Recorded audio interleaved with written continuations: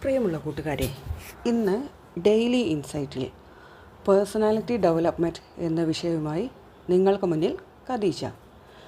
നമുക്കറിയാം, കാലാകാലങ്ങളായിട്ട് സൈക്കോളജിസ്റ്റുകളും മറ്റു ചിന്തകരും പഠനം നടത്തിക്കൊണ്ടിരിക്കുന്ന ഒരു മേഖലയാണ് പേഴ്സണാലിറ്റി അല്ലെങ്കിൽ പേഴ്സണാലിറ്റി ഡെവലപ്മെൻറ്റ്.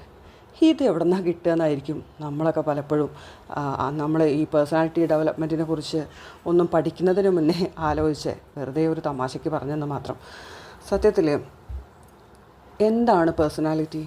പേഴ്സണാലിറ്റി എന്ന് പറയുമ്പോൾ ഒരു സമൂഹത്തിൽ നമ്മൾ എങ്ങനെ പെരുമാറണം, അല്ലെങ്കിൽ നമ്മുടെ സ്വഭാവം എങ്ങനെയായിരിക്കണം എന്നതിനെക്കുറിച്ചൊക്കെ ഒരു ധാരണയുണ്ട്. ആ ധാരണയ്ക്ക് അനുസൃതമായി നമ്മൾക്ക് പെരുമാറാൻ കഴിയുന്നുവെങ്കിൽ അതിന് നമുക്ക് നല്ല പേഴ്സണാലിറ്റി ഉള്ള ഒരാൾ എന്ന് പറയാം, അല്ലേ? ഇപ്പോൾ ഒന്നാലോചിച്ച് നോക്കൂ, ഒരു സുന്ദരിയും ഒരു സുന്ദരനും ഇങ്ങനെ നടന്നു പോവുക. അപ്പോൾ ആ നടന്നു പോകുന്നവർക്കെല്ലാം നല്ല പേഴ്സണാലിറ്റിയാണ് എന്ന് നമുക്ക് ഉറപ്പിച്ച് പറയാൻ പറ്റുമോ? ഇല്ല എന്നായിരിക്കും ആൻസർ. എന്നാൽ തീർത്തും ഇല്ല എന്ന് നമുക്ക് പറയാനും പറ്റില്ല. കാരണം നല്ല പേഴ്സണാലിറ്റിയുടെ ഭാഗം തന്നെയാണ് വെൽ ഡ്രസ്ഡായി നല്ല കോൺഫിഡൻസോടുകൂടി അത്യാവശ്യമൊക്കെ ഒന്ന് ഒരുങ്ങിപ്പോകുന്നതും എൻ്റെ അഭിപ്രായത്തിൽ പേഴ്സണാലിറ്റിയുടെ ഭാഗം തന്നെയാണ്. ഇനി ഒരു നല്ല വ്യക്തി അല്ലെങ്കിൽ നല്ല പേഴ്സണാലിറ്റി ഡെവലപ്മെൻ്റ് ഉള്ള ഒരാൾ എന്ന് പറയുമ്പോൾ അദ്ദേഹത്തിന് ചില ഗുണങ്ങളുണ്ടാവണം. എന്തൊക്കെയാണ് നമ്മൾ ശ്രദ്ധിക്കേണ്ടത്? ഒന്ന്, എല്ലാവരോടും സൗമ്യമായി പെരുമാറാം, അല്ലേ? ഒരു പുഞ്ചിരിയൊക്കെ ആവാം, അങ്ങനെയൊക്കെ പെരുമാറാം. പിന്നെ രണ്ടാമതോ, മറ്റുള്ളവർ നമ്മളോട് എങ്ങനെ പെരുമാറണം എന്ന് നമ്മൾ ആഗ്രഹിക്കുന്നുവോ ആ തരത്തിലാണ് നമ്മൾ അവരോട് പെരുമാറേണ്ടത്. അതൊരു നല്ല പേഴ്സണാലിറ്റി ഉള്ള ആളുടെ ഗുണമാണ്. പകരം നമ്മളിങ്ങനെ പറഞ്ഞുകൊണ്ടിരിക്കും, ഓ എൻ്റെ ബോസ്, എന്താ അയാളുടെ ഒരു സ്വഭാവം എന്നൊക്കെ പറഞ്ഞ്, അല്ലെങ്കിൽ ഓഹ് ഇയാൾ അവരുടെയൊക്കെ ഒരു സ്വഭാവം, അല്ലേ? നല്ല പേഴ്സണാലിറ്റി ഉള്ള ആൾ നമ്മളാണെങ്കിൽ നമ്മളൊരിക്കലും അങ്ങനെ ഒരാളെ കുറ്റം പറയില്ല. അതാണ് നമുക്ക് മൂന്നാമതായിട്ട് പറയാനുള്ള ഗുണം. അതായത് മറ്റുള്ളവരെ ആവശ്യമില്ലാതെ കുറ്റം പറയുന്നൊരു സ്വഭാവം ഉണ്ടല്ലോ, അതും നല്ല പേഴ്സണാലിറ്റി ഉള്ളവർക്ക് ചേർന്നതല്ല. ഇനിയോ, നാലാമത്തെ പോയിൻ്റ് എന്താണെന്നറിയാമോ? ചില ആളുകളുണ്ട്, അല്ലേ? അല്ലെങ്കിൽ ഒരുപാട് സംസാരിക്കും, കുറേ അങ്ങ് സംസാരിക്കും. ഓഡിയൻസ് ആരാണെന്നോ എന്താണെന്നോ എന്നതിനെക്കുറിച്ചൊന്നും യാതൊരു ബോധ്യവും ഇല്ല. അങ്ങ് പറയുന്നേ, എനിക്കെന്തൊക്കെ അറിയാം അതൊക്കെ ഞാനങ്ങ് പറയാം.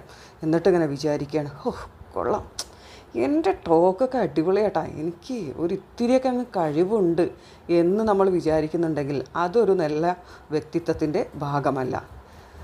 അടുത്തതായി, നല്ല വ്യക്തികൾക്ക് ഉണ്ടാവേണ്ട ചില ഗുണങ്ങളുണ്ട്.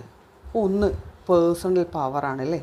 നമുക്കൊരു പവറുണ്ട് നമ്മുടെ കാര്യങ്ങൾ, അതായത് നമ്മൾ ഒരു സദസ്സിലേക്ക് കയറി ചെല്ലുമ്പോൾ നമ്മളറിയാതെ തന്നെ നമ്മളെ നോക്കി പിന്നെ ആളുകളൊന്ന് റെസ്പെക്റ്റ് ചെയ്യുക എന്ന് വെച്ചാൽ അവരുടെ മൈൻഡിലൊരു പോസിറ്റീവ് ഇൻസ്പിറേഷൻ അതുപോലെയുള്ള എന്തെങ്കിലുമൊക്കെ ഉണ്ടാക്കാൻ നമുക്ക് കഴിയുന്നുണ്ടെങ്കിൽ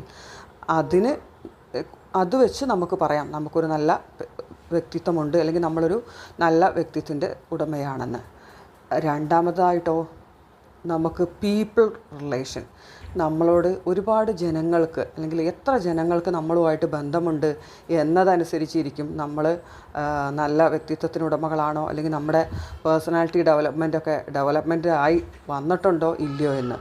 പിന്നെ മൂന്നാമത്തത്, നമുക്കൊരു പൊസിഷനുണ്ട്, അല്ലേ? നമ്മുടെ ജോലി, നമ്മളെന്താണെങ്കിലും നമുക്കൊരു വ്യക്തിത്വമുണ്ട്. അത് തീർച്ചയായിട്ടും ആ തരത്തിൽ നമ്മളതിനെ കീപ്പ് ചെയ്യുന്നുണ്ടെങ്കിൽ അതിന് നല്ല വ്യക്തിത്വത്തിന് ഉടമയെന്ന് പറയാം.